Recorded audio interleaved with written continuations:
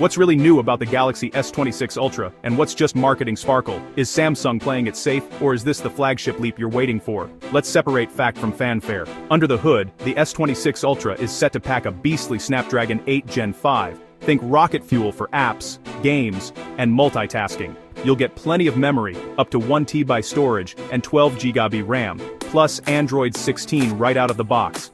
Display? Expect a massive, super bright 6.9-inch AMOLED, ideal for binge-watching or doom-scrolling, with a sleeker, more premium design. And for photo buffs, Samsung's not messing around. A 200MP main camera leads the show, flanked by ultra-wide and periscope zoom lenses, and 8K video for your next viral clip. Battery life? Rumored $5,400 MAU with fast charging should keep up with your marathon days. But here's the real talk. If you're rocking last year's Ultra, this is evolution, not revolution. But if you crave top-tier power, cameras, and future-proofing, this one's worth a serious look. So, are you in or are you out? Let me know below.